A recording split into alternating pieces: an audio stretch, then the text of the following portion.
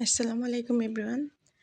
আজকে আমি আলু ভাজি তৈরি করে একটি ভিডিও তৈরি করেছি। আমার জীবনের এক আত্মকাহিনী এই ভাজির মধ্যে লুকিয়ে আছে। তো সেই কথাই আপনাদের সাথে শেয়ার করব। আমি যখন আমার শ্বশুরবাড়িতে আসি, তখন আমি ইন্টারমিডিয়েট ফাইনাল পরীক্ষা দিচ্ছিলাম। তো বিয়ে হওয়ার পর ১ সপ্তাহ শ্বশুরবাড়ি থাকার পরে পরের শুক্রবার বউভাতের অনুষ্ঠান হয়। তারপর ২ মাস পর আমার শ্বশুর এবং শাশুড়ি আমাকে নিয়ে আসে ঢাকা থেকে। তারপরের দিনই রুটি তৈরি করা হয়। আমার ছোট জা রুটি বেলে আর আমি ভেজে নিই। তারপর সবাইকে জিজ্ঞেস করলাম কে কী দিয়ে রুটি খাবে? তো যার যার পছন্দ অনুযায়ী রুটি খেয়ে নিয়েছে।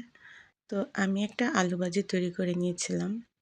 তো আমার শাশুড়ি মা হঠাৎ এসে বলল, "আলু ভাজি কে করলো?" ছোট জা বলল, "ভাবি খেতে চেয়েছিল।" তো আমার শাশুড়ি দীর্ঘ ক্ষোভের থেকেই বলেছিল, "আমার বাড়িতে তেলে জেলে খাবার চলবে না।"